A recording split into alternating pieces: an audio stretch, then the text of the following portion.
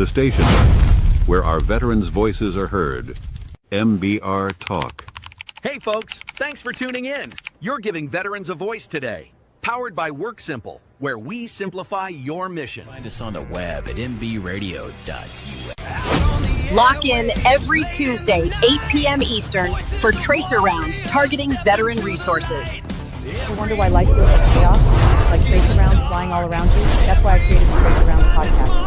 Every Tuesday at 8 p.m. Eastern, I help cut through the noise and point veterans to the resources they need. Since 2023, join me. To hear interviews with veteran artists, veteran business owners, and businesses that support veterans. Catch us on Roku, Amazon Fire TV, and MB Radio.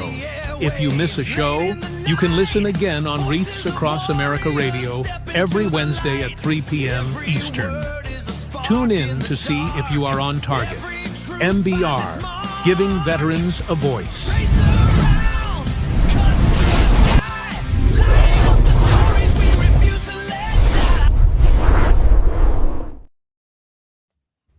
And we're back on the Tracer Rounds podcast, and we're on Military Broadcast Radio, where we're giving veterans a voice. And tonight's voice is to Scott Hyder, and he is with he's the founder of Hidden Battles Foundation. Welcome, Scott. Thanks for having me, Terry. I appreciate it. You're welcome. I'm so glad that you reached out, and I'm so glad to have you on the podcast. And I know that you're an Army veteran. Can you tell us a little bit about your service? Yeah, so I did 10 years between active and reserves. I started off at infantry, and then I became a combat engineer.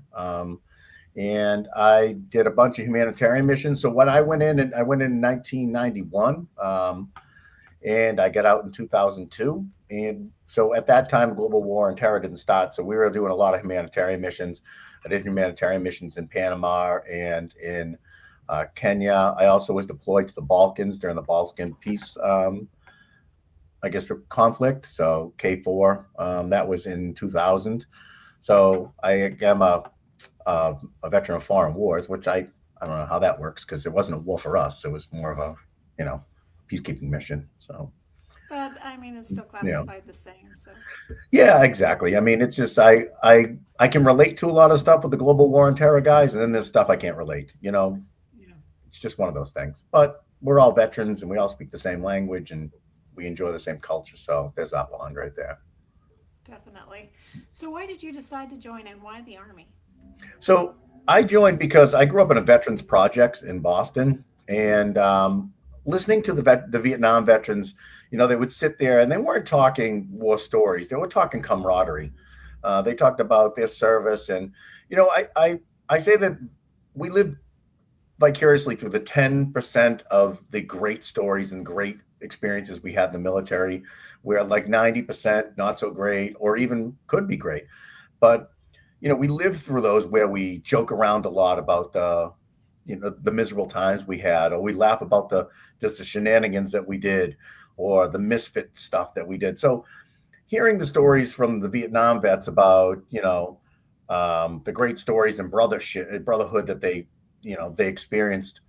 And then my father was a mental health clinician for the VA for 36 years. So I grew up going to the VA hospital and seeing World War II and Korean War and Vietnam vets. And, just they were superheroes to me, seeing these guys. So I always looked up to them. So then when I turned 17, my parents signed so I could become a split op. And I was going to go into the National Guard as an infantryman.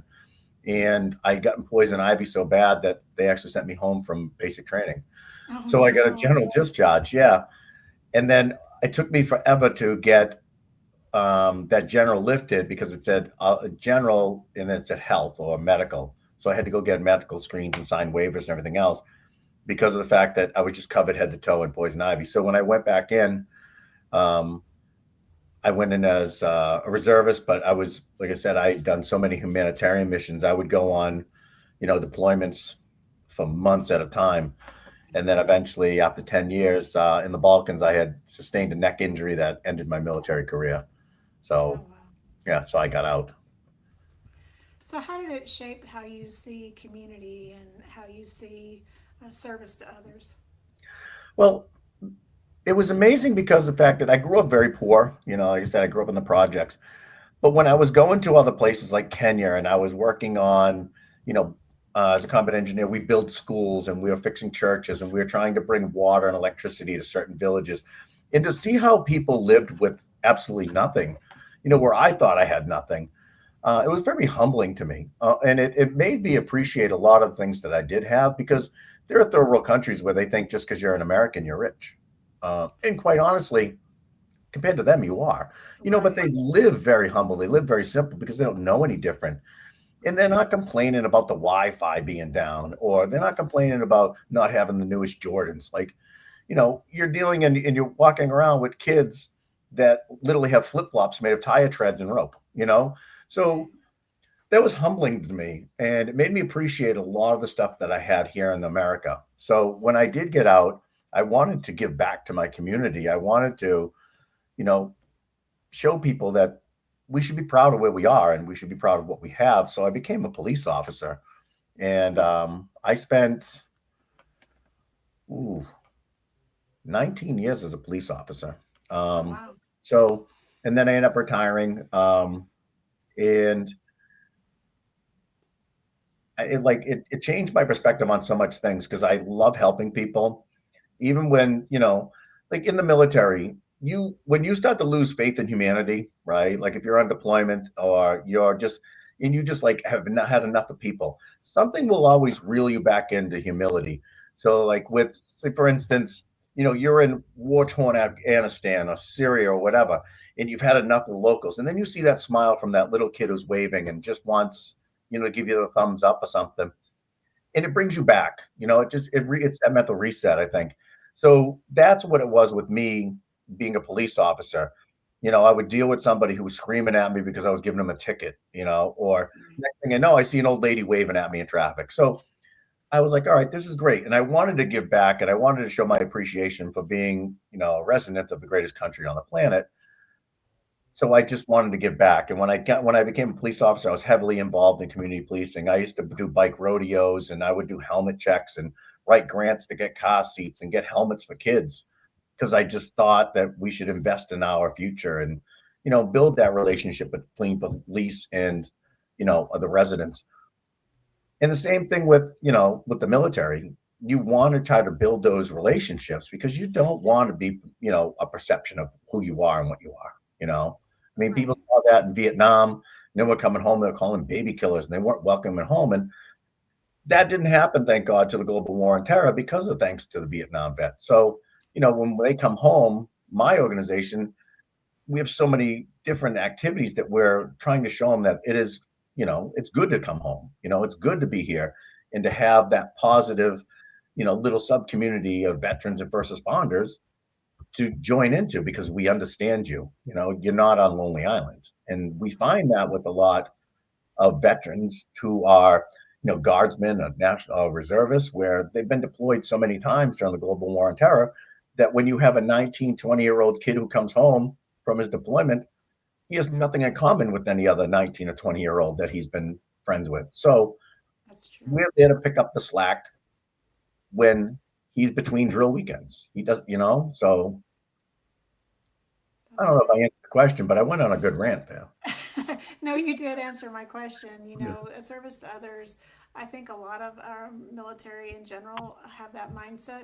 I mean, there may be some that's not their focus, but by and large, I would say people that want to serve and want to serve others. And like you said, sometimes you get tired and you're like, man, what am I here for? Like, nothing seems to be going the way it should. And you're kind of mentally exhausted. And then someone gives you that little, like you said, wave or smile. And then you're like, okay, I can do it. It's all right. Absolutely. And it resets that, like you said, the mental state into that service attitude. So I think you really did answer it. Yeah.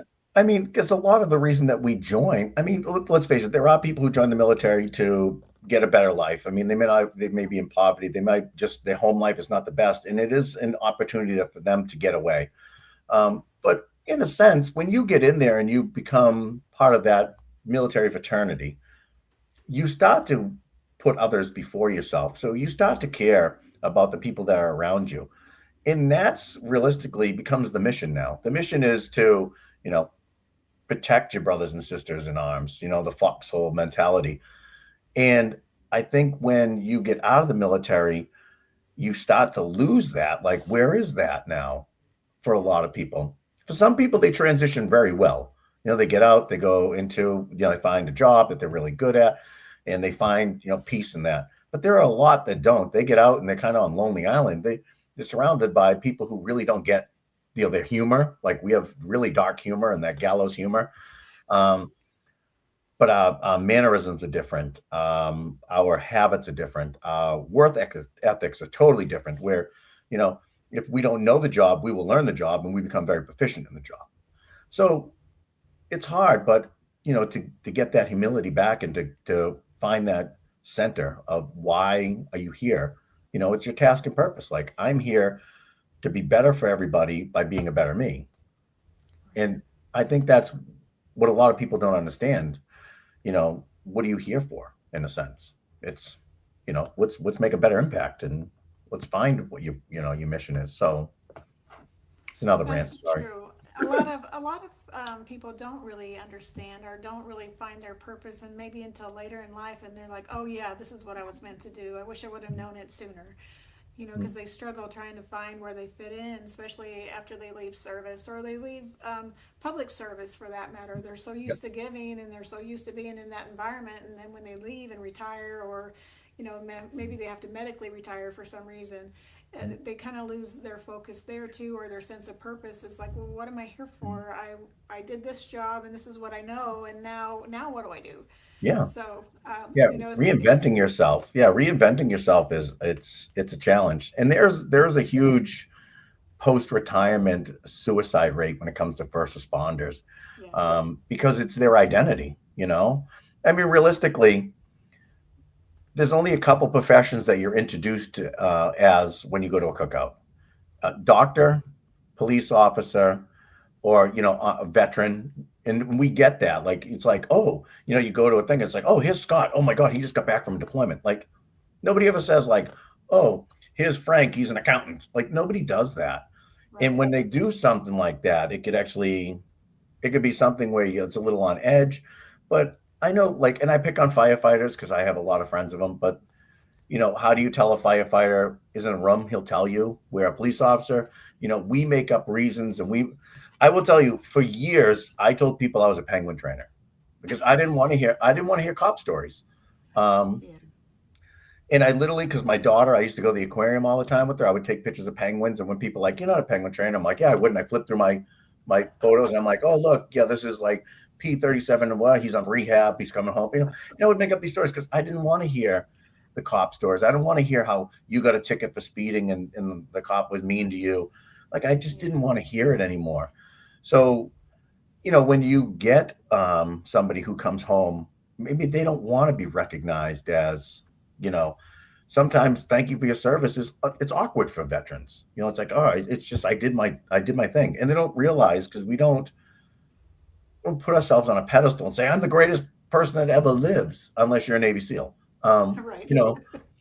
But you'll sit there and it might be a little awkward, but when you're in the company of us, we're just going to give you crap. Like, it's just like, motor pool, or it's, cleaning your weapons, or it's just us, trying to feel like we belong again. And like I said, some people transition very well, but some people miss that. They miss that camaraderie. But like you said, what am I here for? And some people, when they become dads, they're like, this is the reason I'm on the planet, because I want to be a dad, or I wanted to be a mom. That was the reason. And they find that. But when task and purpose is missing, yeah, it's hard for people, It definitely is. I had a chief tell me, fire chief, by the way, tell me that, he goes, make sure you make friends outside of the profession, so that when you're out of the profession, that's not all that you have to associate with. You need to find friends that don't know anything about the fire service or know anything about this thing or that thing. So that way you have a diverse experience and you can relate on another level besides just having, your fire clique or your police officer clique or your veterans clique. You just need to be able to, communicate with others and understand how they work and understand something else besides the job. And so I thought that was really great advice. Yeah, you definitely need a disconnect. I wasn't, and it wasn't because I wasn't liked. I didn't really have too many friends. I was friendly with everybody like that. I didn't really hang around with too many people outside of work that I worked with. And it wasn't because I didn't like them. It's because of the fact I've always separated the two. Just because when I left work, I left work. I wanted to be home. I never wore my uniform home. I wasn't that guy that, was like constantly wearing a thin blue line sticker or anything on my car. Like I wasn't that guy. And it wasn't that I wasn't proud of what I did. I liked the disconnect of it. I mean, I loved helping people and I always went above and beyond for those who I served. But when I was off work, I was off work as best as I possibly could. I learned that if I saw something that was criminal, I became a really good witness. I was not the police officer. Like I'm like, oh, this is what I saw, 100%. This is everything. And even to this day, like I am not Scott the cop. I am Scott the retired guy. I'm the founder of Hidden Battles, and that's what I introduced myself with. But I just always made myself a really good witness. I was not, you know, I wasn't drawing down at somebody driving like an idiot in traffic. Like I was like, oh no, this is what I saw, and good luck to you. But there are those guys and girls that live and bleed and for the thin red line or the thin blue line. But there's got to be a disconnect, and that's what your mental health is going to tell you, because realistically, statistically wise, the normal person goes through about 4 to 5 traumatic events in their life, like the normal person. And it's usually a family death. So you're going to see your parents die, maybe loss of a child or a spouse or whatever. But first responders and veterans, we go through so many traumatic events that the normal body's not supposed to be able to handle that. So when you think about how many in fire service or police, think about for the audience, think about the traumatic things you've seen. And half of the time you don't even remember until something triggers it or somebody's talking about it. Like, hey, remember that time we went to that call? And you're like, oh man, I completely forgot about that. Something that nobody ever would forget about. When I first started, I was on late nights and I went to a triple fatal on a highway that I completely forgot about until I was driving through it the other day, 23 years ago. And I'm like, oh, I completely forgot about that. And no normal person does that. Yeah. So you need to disconnect from that. And when you don't disconnect and you don't process it, it brings on a lot of problems later on. That's true. And I was talking with another retired first responder, and he was saying the same thing. He was like, we're always on edge because we never know what's next. I always feel like I have to be on and I can't take it off. Like if I'm in a restaurant or somewhere, I'm looking at exits, I'm looking at people, I'm just kind of people watching, just making sure everything's fine. It's not that I'm on the job, but my body tells me I'm on the job, so I'm on alert. Mm-hmm. So your high state of alert really kind of wears on you after some time because you're always waiting for the next thing, because he was saying you go from one call that's a speeding ticket to a call that's a shooting to a call that's maybe somebody in a medical distress or, a mass casualty event of some kind. And so you never know what you're going to get in an evening. It could be all those things. So that, like you said, it's a bunch of traumatic events all strung together in the matter of maybe an 8-hour shift. Yes, absolutely. Yeah, because think about it. I mean, you have a fear of being ready, right? So when you're in the firehouse and you're washing the vehicle and you're waiting for the next call to come in, you really don't know what it's going to be. And the same thing with being in a cruiser. You're literally, and it's not even, you go to dispatchers too, ER nurses. Yes. Like there's a lot of people who experience this trauma where, we're always on edge because of the fact that we want our bodies to be ready. We're in idle mode in a sense, like the engine's running and we're just waiting to push that gas and go and do what we need to do. But you have to find when you can turn the key off and sit in the garage and relax. And a lot of people find different things to do that, whether it's running or going to the gym or yoga or journaling or listening to music or reading a book. That is your disconnect. And a lot of people I can't do it. It's very easy to do because when you're out running, mind's not thinking about, is there going to be a car crash in front of me? You're not thinking of that. You're thinking about what's my distance? What song am I listening to? The left, right process of your feet hitting the ground, which is like EMDR in a sense. So that should be a disconnect. You should have hobbies. You should have something that draws your attention away from that hypervigilance, which is funny because battle mindset, it's called. And it's great when you're at work and it's great when you're in theater, but when you come home, it's not good anymore. No, And that's you're right. and where do we process it and how do we process? How do we shut it off? And that's a challenge. Yeah, I agree. For those that are in that world day to day, it is hard to figure out how you turn it off and then associate with your family and friends and be somebody different out of the uniform. So you're certified in question, persuade, refer, suicide prevention, and critical incident stress management. So how did you transition to that? Is it because of military service? Is it because of police service? Or how did you find yourself in those certifications and in those roles? So you completely rebooted when we were talking. I only caught the end of that Oh, question. sorry That's all about right. that. So what was the full question? Sorry. So I know you're certified in question, persuade, and refer, Yes. suicide prevention, and then Mhm. critical incident stress management. How did those certifications come about? What roles did you serve in to have those credentials, and how are you So using them? so this is kind of a long-winded one. If you haven't noticed already, I like to talk. But there's backstories to everything, right? So what influenced me to do what I'm doing?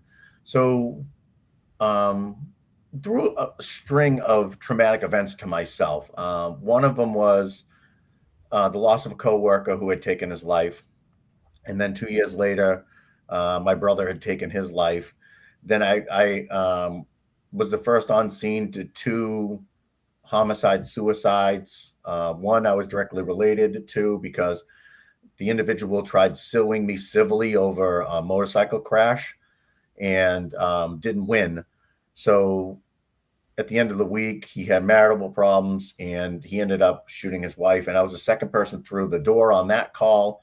2 weeks later, a 911 hang up had happened.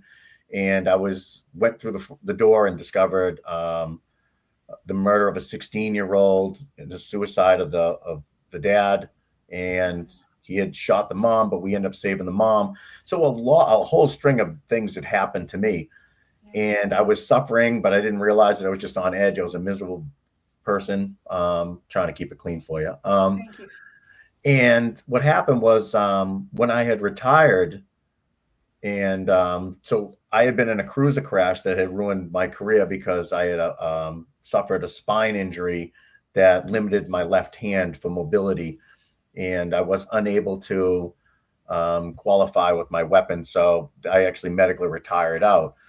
So when that had happened to me, I had literally been someone who was very active in my department, who I was constantly called off duty to ask me questions because I was a traffic officer and I specialized in commercial motor vehicle.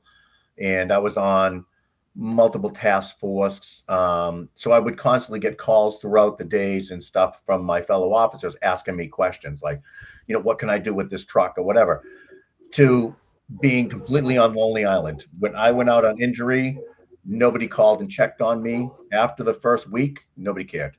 And I went from, today a hero, tomorrow zero. And that really started to become traumatic for me because there I am. Now my mental health it's caving in on me. And I decided to figure out what was going to work for me. Now, with a neck injury and had some surgeries and stuff, I started putting on weight. And one of my friends who was in the Army is very fit, owned a gym down in Baltimore, called me up and he said, I'm not going to quote him, but he said I looked like a bag of stuff and told me I had to do something about it. And it was the tough love I needed. Yeah. So I said, well, I got a broken neck. What am I going to do? He's like, your legs work? And I said, yeah. He goes, well, stop walking. So I was like, all right. So at the time I had a son and I threw him in my rucksack, my Army rucksack, and I started walking with him. And my son was, a toddler. So I would put them in my rucksack and I would go for 5 miles. I would walk the river loop around my house and I started to feel better. So my wife noticed that I started feeling better and she started saying, like you're feeling better. You look better. You're being more productive. And I was like, yeah, it's working for me. So I put out on social media. Now, this is what I want people to pay attention to. So back in 2017, when this happened, unfit for duty was a real big thing for first responders. And I was afraid to put out because I didn't know if I was retiring. At that point, I didn't retire for another 2 years. I thought, in every fiber of my being, I thought I was going back to work. And I did not want to put out anywhere that I was struggling. So what I did is I went on veterans pages on Facebook and I said, this is who I am and this is what I'm going through. And I'm finding that rucking is helping me. Join me if you're in the same boat. So after 6 weeks, I had about 20 veterans showing up at rucksacks, meet me at this nice park across the street from an ice cream place. And we would meet and we would sit and we would do like a 5K ruck. Then we'd come back and we'd sit for hours just talking about nothing. We talk about movie quotes, music. We'd tell stories about the funniest things that happened to us in the military. And I was feeling better. And my wife had said to me, she goes, you wanted to do something for your brother. Because like I said, my brother was a retired corrections officer who had taken his life.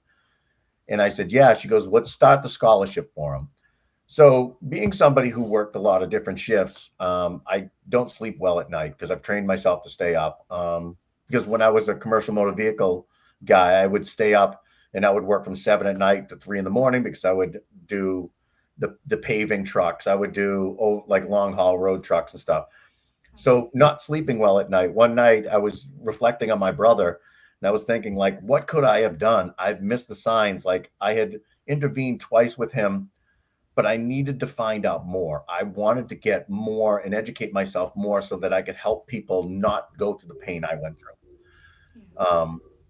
So I was sitting there one night and I said, my brother was fighting some hidden battles that nobody saw. And I was like, that's it.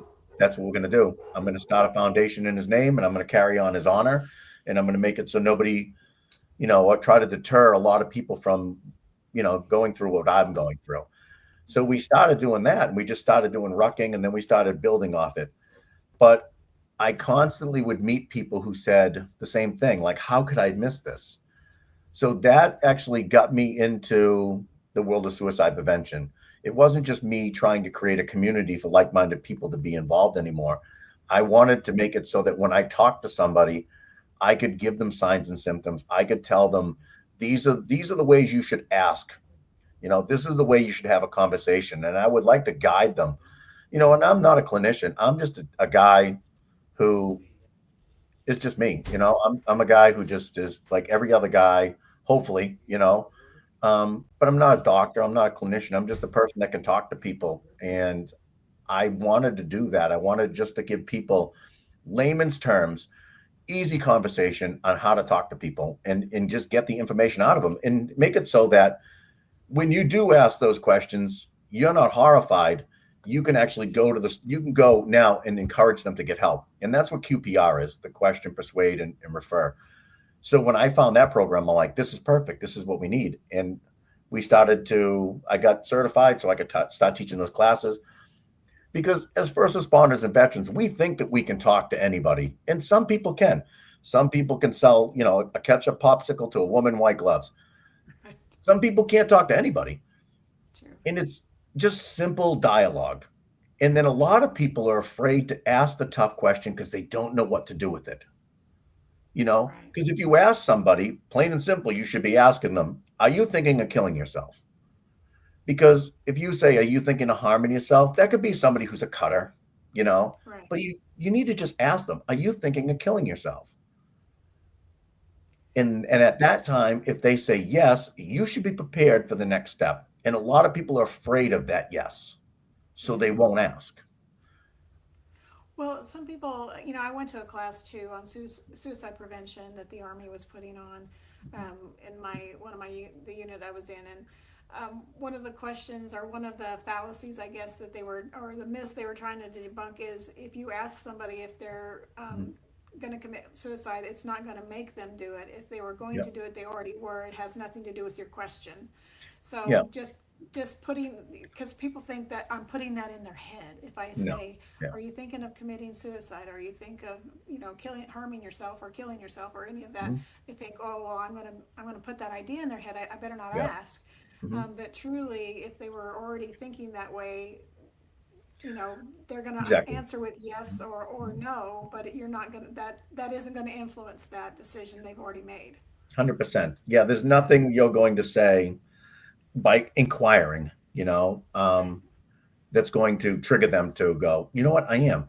I mean, you should be careful with your words. I mean, if you sit there and you're talking to somebody who's struggling, you shouldn't say anything of like, you could have it worse. Like, there shouldn't be, because I will tell somebody all the time, and I've dealt with this with a lot of people, and we talked offline about it. You can't minimize anybody's struggle. It's their struggle. What may affect you may not affect somebody else the same way. And it's perspective. Yes. So I got into CISM, critical incident stress management, which is debriefings after a traumatic event, car crash, house fire. They bring it all together, and it's almost like an after actions report with the military. What you do is you get everybody's perspective. And when you actually get to tell your perspective on something, one, it's unloading that stress from you, because you have de-stress and debrief, right? So a lot of people don't understand, like, they'll, especially for example, when I went to that murder suicide of the 16-year-old, I thought I was the only one hurting, like, because of what I saw, and I found it. Like, it came in as a 911 hang up. And then when I opened the bedroom door and I found what I found. Yeah. When to hear other people's perspective of things that I didn't see, at one point I got mad because one guy froze and I was like, get out of the room. What are you doing? And I didn't put into perspective of the fact that he had the same age daughter and his daughter was friends with her. And until I had that debrief and got the perspective of that, I was like, wow. Because here I'm thinking at first, who's this guy to be upset? Like, I'm the one who found them. Right. And I didn't understand to not minimize what he was going through, because it was a different perspective and it affected him differently. And that's what good thing about CISM is you get to see everybody's perspective. And you also get to hear another point of view where people go, oh, I didn't even see that. I had tunnel vision or whatever. So that's what got me into CISM, after putting that into perspective, thinking, okay, other people need to know what other people are going through, because it's shared trauma at this point. You can process it a little different. And when you're walking through the hallway and you see them, you're like, all right, that guy, he went through some shit. Ooh, sugar. Through the same thing, so, and it's good for healing. It's good for, reducing animosity, in like interdepartment turmoils or, so that's really what got me into that. And it's just a means of helping people process trauma, because I think of a lot of the time is we don't know how to process trauma. We think, you know what, I'm going to put it down deep. I may go to the bottle. I might go to the gym. But you're going to eventually have to deal with a lot of it, because eventually, like a backpack, the more weight you put in that backpack, every trauma is a pebble. Eventually, you're going to have a full backpack of trauma that you've never taken care of. That's true. And that's what the conversations that, we try to have with people. Let's unload some of that. It's not, you don't have to unload it all at once, but let's start to reduce some of that weight on your, before it breaks you. That's really good advice, because you're right. People that just store it away, keep storing, eventually it's going to boil over. You can't keep putting things in there without taking something out. Yep, absolutely. Yeah, absolutely. So what does Hidden Battles Foundation actually, like, who is it for? What does it do? How does somebody partner with you, or how do they get engaged with it, or ask for services from your foundation? So we are 100% volunteer nonprofit. We serve Southern New Hampshire up to the Lakes region, and we also serve Massachusetts in the Merrimack Valley area.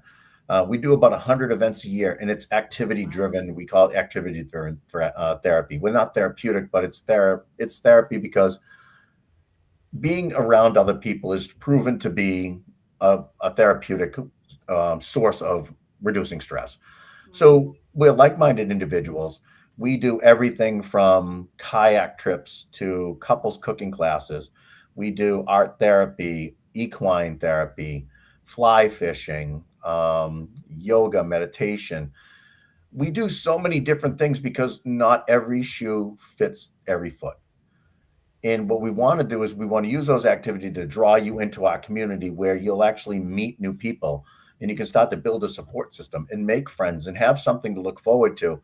We've got a group of like a subculture of Marines that come to only certain events because they know that these other Marines that they met are going to be there.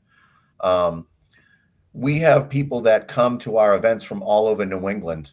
We actually did a equine retreat, and we had a Navy veteran from Maine come in, and we had a Navy veteran from the Cape come in, and they had never met each other. And we did a sunrise hike. And while we're all talking, one sailor said to the other sailor, like, "Oh, where were you on? What vessel were you on? Or what'd you do?" And they were like, "Oh, I'm a bosun's mate." "What about you?" "Oh, yeah, I was communications." "Oh, what vessel?" And they're like, "Oh, the Boxer." Like, "I was on the Boxer." "When were you on the Boxer?" And it turns out they were on the Boxer at the same time. Oh, wow. But they had never met. And I was like, this is great. So the purpose of us, and not by design, it was me to have activities for people to get out and try to find a new outlet for their trauma.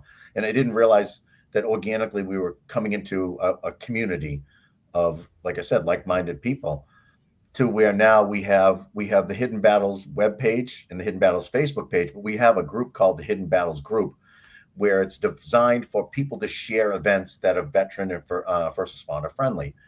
And you asked who we serve.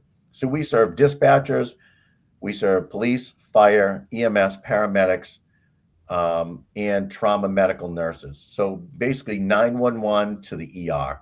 We also serve veterans, National Guard, Reserve, and current military. So if you ever raised your hand and swore an oath, then we take care of you. We don't care about your disability, your discharge status. I don't care if you have a dishonorable discharge. We might ask why, because certain reasons, but when I was in the stuff that I did, I would absolutely probably be in jail for now in the military, because it is totally different now. Being in the military in the 90s compared to being in the militaries in the 2000s, totally different. Yeah, it's a different army. But that's who we serve. And we have programs that are designed for, like I said, the spouses or even a support person. We have a police officer who brings his teenage son to some of the cooking classes because it's a bonding moment for them. And that's what we want to do. We want to get them out of the element of normalcy, and we want to create maybe a buzz or something that's going to pique their interest in something, whether it's fly fishing. Fly fishing is very therapeutic, but it's something that somebody might try. But if you don't like fly fishing, you have no desire to do fly fishing, you might go, "Oh, wait, they have a bouquet making class. I'm going to try that." So we have so many different things because we want people to try new things. We want them to, pique an interest that'll actually, like I said, will get them out of that mindset of being hypervigilant. You can't really concentrate on something new if you're hypervigilant. So you swap the two for a little while. So do your events cost, and who puts them on, and how does somebody plug in? Do they just go to the website and just ask to join, or what's the process? Yeah, so everything we do is free.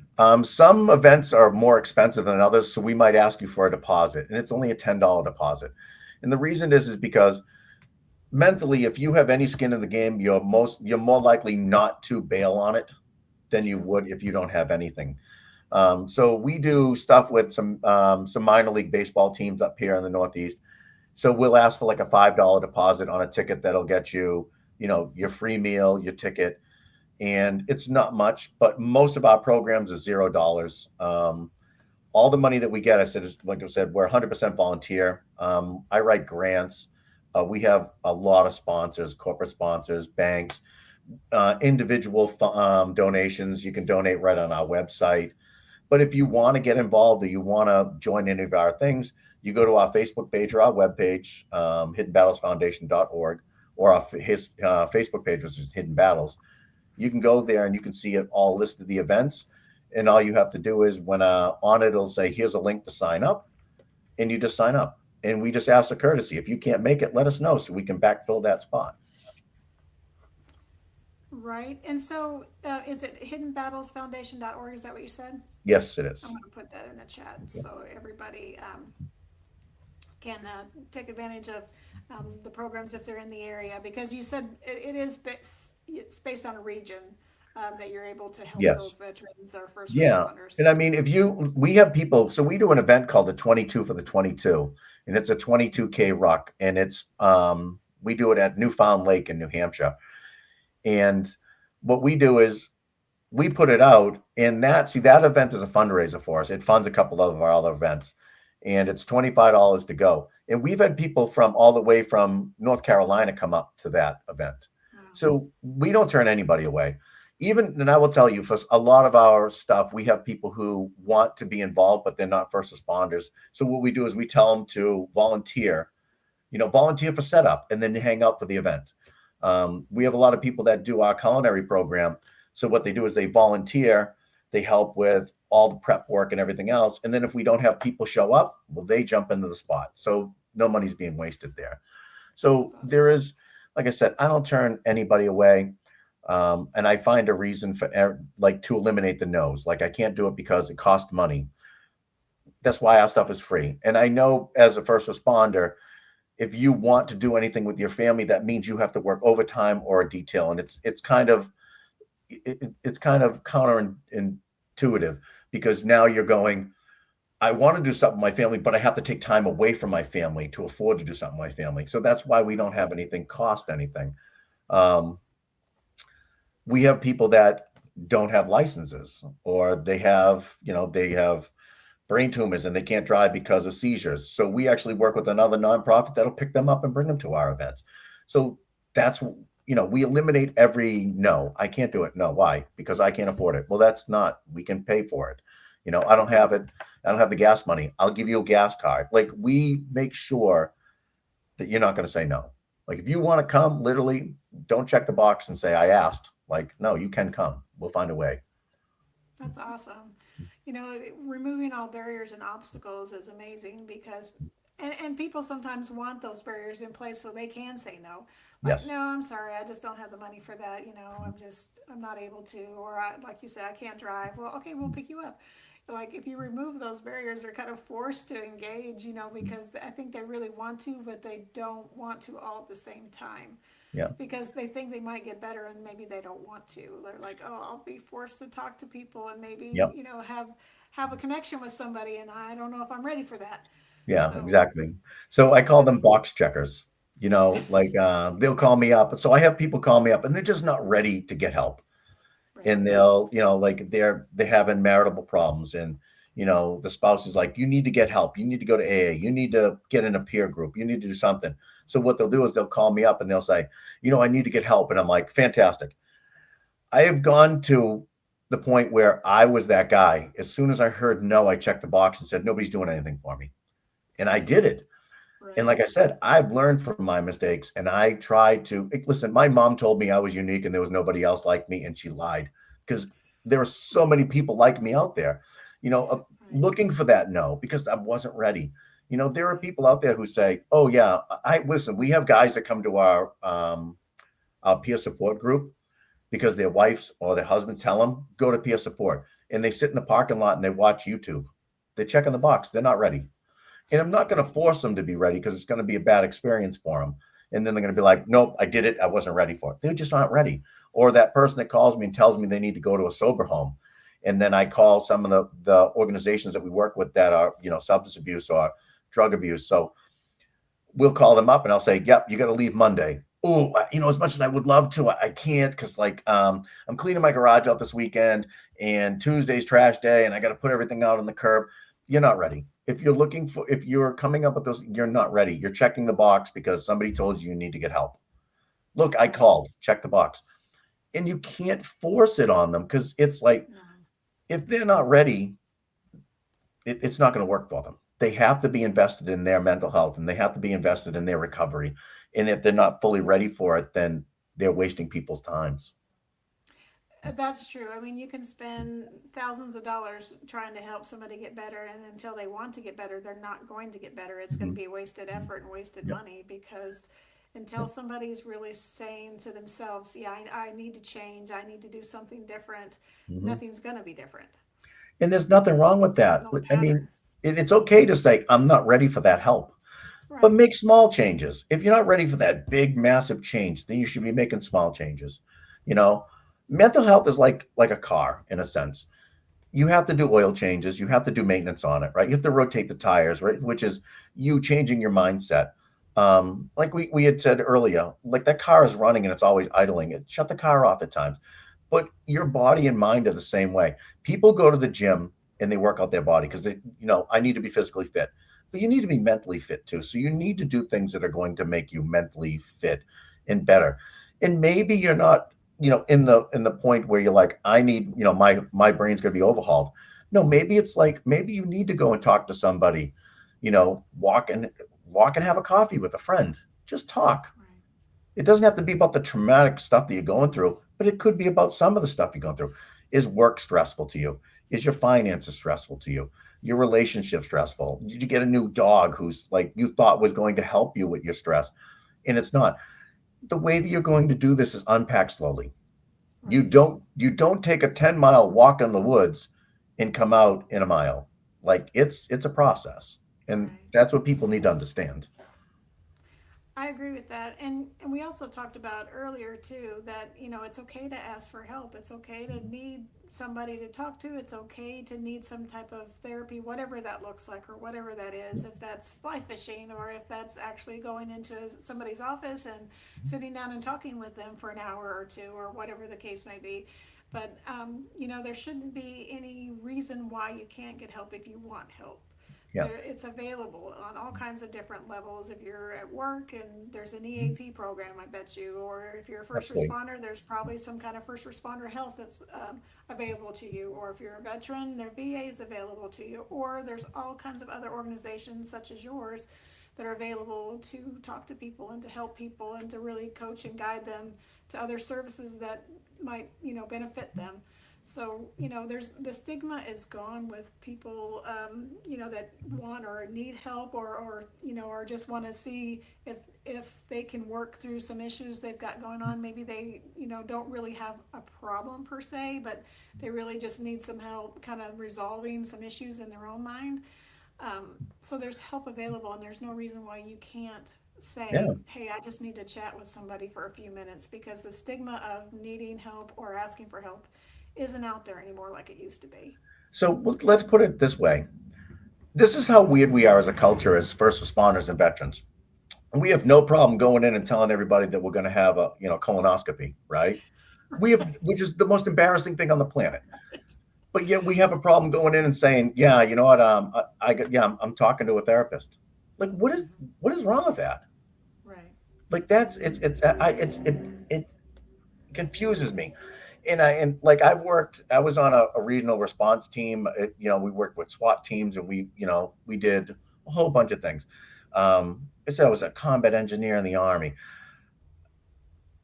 I have a problem with people saying, "Oh, no, I'm too tough," or it doesn't bother me. Listen, I have friends that are Navy SEALs. I have friends that were Special Forces guys. I have friends that are SWAT operators. I know some bad mamma jammers on this planet. Do you know that Navy SEALs, any Special Forces Tier 1 operator in their unit is embedded with therapists, right? To go back to the movie, and I don't even know when it came out, I'd have to look it up. Lethal Weapon, right? LAPD had clinicians in place back in the 80s. In the movie Lethal Weapon, right? Mel Gibson's character was involved in a shooting. He had to go and talk to the clinician in their department, right? Yeah. It's been in place for a long time, but people are afraid to say, "Oh, you know what? I'm not doing well," because they're afraid of how they're going to look. Right. Would you rather be looked at as somebody going to seek help when things aren't so bad, to the point when you're getting written up, getting suspended, you're losing your wife, your kids, you're sleeping on a couch? Are we going to wait until the engine blows up, or are we going to get an oil change? And Right. that's what I tell people. As bad as you think you are, Special Forces guys are talking to clinicians, right? They're doing debriefings after missions. You're not that hard that you're above this. It's okay to talk to somebody. And you should, if you're that hard, you should be setting the example for the new guys to say, look, I talked to somebody. Right. And it's that simple. And the whole stigma of unfit for duty, if it gets to the point where you're being mandated by your chief, you should take it because he's trying to save your career. All right. True. The only reason you're going to lose your job is if you lie or you steal. Right. You can get an OUI and keep your job. People make mistakes. But what you have to understand is you have to actually, cut it off. You got to know the signs and symptoms. If you're constantly on edge, if you're irritable for no reason whatsoever, if your uniforms look like crap, and this is for people who you work with too. If you have no problem, complimenting somebody, if they went on a date, or you can have no problem going and talking about the appearance of a woman at a date, and you have no problem asking about when you're going on that, on that date with that hot dude, a hot guy, whatever, hot chick. If you have no problem with that, you should have no problem going, buddy, your uniforms look like crap. What's going on with you? Yeah. You're on edge. You're running late. You're using a lot of sick time. You're not taking overtime. Like if your lifestyle is changing, do you take these as signs that something is not right with you? If you're losing interest in things, like, oh, I used to love fishing, but I don't want to do it anymore. That could be a precursor to you having some post-traumatic stress or mental health issues. Don't let it get to the point now you're making case law or now you're violating policy and procedure. Nobody wants to work with you. Like, these are the things that you should be doing before it gets too bad. You're right. And it's going to a therapist or something like that is just going to any other doctor. If I have a cold, I'm going to go see a doctor and try to get better, or I have something else going on, I'm going to see a doctor. So if I have something going on mentally, because I feel like I've got too much stress, or I feel like I'm dealing with a lot that I can't handle on my own, then I'm just going to a doctor, and there's nothing wrong with that. I mean, that's what they're there for, and that's what they should be utilized if you're needing any kind of assistance that way. It shouldn't be any different. And it's funny because I know some guys that are union heavy equipment operators, rough, tough, tattoos, Harley Davidsons. These guys go and get pedicures. Do you know why? It's self-care. They feel better after they do with it. So you need to do something like that. And you shouldn't be ashamed of going in and going to see a therapist, or talking to somebody. And it's funny because I'll hear people because we have up here in the Northeast, and I think you guys might have them too. We have what called vet centers, and they're not the VA, they're mental health centers. And I've had veterans say to me, but what if somebody I know sees me there? I relate it as this. I relate it to running into somebody in an adult film store or in an adult gentleman's club. They're there too. Right. Like if you're there, they're there. Like, don't be embarrassed. Like, what do you think? He just walked in off the street like, oh, geez, what's going on in this place? Like, you're both in the same spot. There for the same reason. Don't be embarrassed thinking like, oh, what if somebody sees me there? Good for you. Right. You should say, look, I had the courage and I had the strength to do what I need to do to be a better person or to be better for my family. Or, and if you want to be selfish about it, be the better you for going there. You're the reason. Because when you're better, it's that proverbial pedal in the pond. That ripple is going to affect everybody that you're in contact with. Not only your immediate family, it's going to affect everybody that you're working with. And for supervisors and leaders, you're getting a better product out on the road. Public safety is a product. We'll just put it that way. Good firemen, good EMTs, good paramedics, good nurses, good police officers. It's a product that you're selling your community. And the better they are, the better it is for the people that they serve. So think about it that way. Be selfish. Take care of yourself. Take some time for you. Yeah, there's nothing wrong with that. That's for sure. No. So you have a radio show. So tell us about that. I do. So we have Hidden Battles Radio. We're also live. We're live on Monday nights up here in New Hampshire. And what we do is we bring on other nonprofits because like I said before, if I found no, I would go, see, nobody's doing anything for me. And when people ask me, what do you think the biggest problem with veterans is? I tell them it's education. And it's not like institutional education. It's not going to college. It's education on who's doing what for who. Right.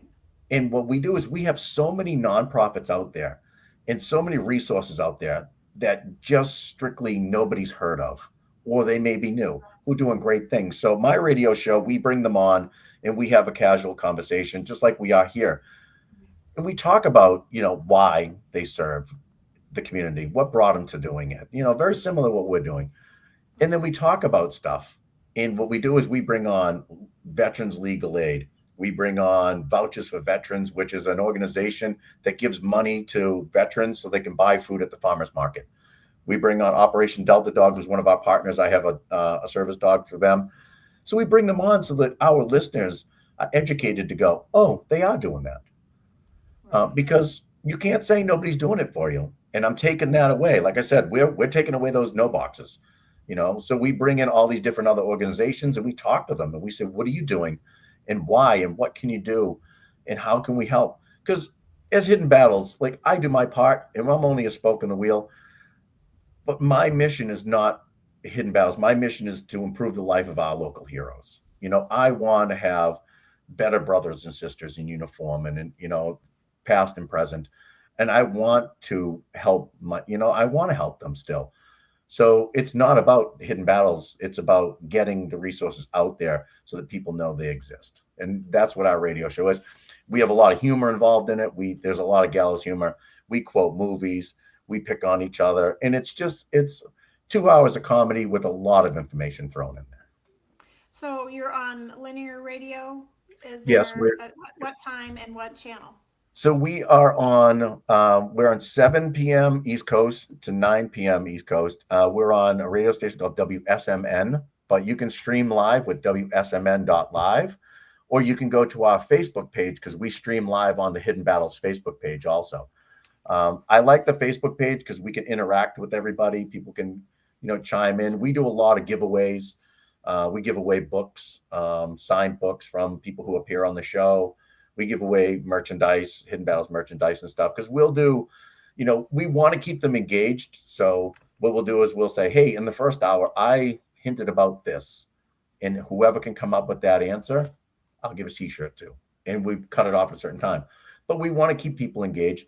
And what we do is we get a lot of people who sit in their cruisers or at the fire station or in the, their ambulances in there streaming on their phone, or if they're in the Nashua, New Hampshire area, they can actually listen live right then and there.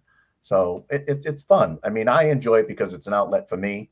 And like I said, I like to have conversations and find out who's doing what for who, because there's other organizations out there that have never even heard of Hidden Battles. I mean, we've been around for 9 years, and I was just at a national night out, and people are like, who are you? So right, you think you get the word out, and then you find out you don't have everybody engaged yet. Yeah, so absolutely. What's the radio channel? You said it's WSMN, and what are the .live? Yeah. .live. Okay. And what's the actual dial? It's 90. It's 1590 AM and 95.3 FM. And 95 FM. Yep, 95.3 FM. Okay, I'm putting this in the chat just in case somebody wants to tune in. And if you miss it, we're on every streaming platform as Hidden Battles Radio Live. You can go to Apple, Google Play. You can go to iTunes, Spotify. We're on all the platforms, so you can hear old ones. I mean, we've had some pretty decent people on. We've had everything from, authors to musicians. We've had Navy SEALs on. I have one of our shows. You should check it out. It's one of my favorite. It's called When Harry Met Mickey. It's about a Navy SEAL who lost both his legs and he met boxing legend Mickey Ward. We set that up, so that's a good one. But it's a whole bunch of different cast of characters that have come on. But it's very educational and entertaining at the same time. That sounds amazing. So is there any last words or messages you want to put out to the audience about anything? We have about a minute left. I think my mission, my message to everybody is to, you got to look out for you. You got to take care of number one before you can take care of number two. And I really express that it is not weak to get help. And if you are a loved one or a friend of a first responder, a veteran, you got to look for them too, because sometimes it's easier looking out and you don't see as much, but looking in, you're going to see a lot more. And don't be afraid to offer help. Don't be afraid to be there for them. That would probably be my best piece of advice for anybody. Just, you got to kind of take care of each other. I think that's great advice, because you have to take care of yourself, because the flight attendant always says put the mask on yourself and then put it on your friends or your children or whoever you're sitting beside if they're not able to. So you can't take care of anybody else till you take care of yourself first. So good Agreed. advice. Well, Scott, I really appreciate you coming on tonight. It has been a pleasure talking to you, and I look forward to having you on again. Awesome. Thank you, Terry. And likewise, let's have you on my show. Oh, awesome. Sounds good. All right. Well, this is All right, we'll talk. Signing off. Thank you. Thank you so much. Be good and safe. Hi, I'm Beaker with Military Broadcast Radio TV. We're your virtual MWR, bringing veterans radio, podcasts, gaming, animation, 3D printing, and a community that never leaves you behind. Download our Roku or mobile app today. Wisdom to share if you listen this week, so pull up a chair and stay for a spell. We're heading down a trail where good stories dwell.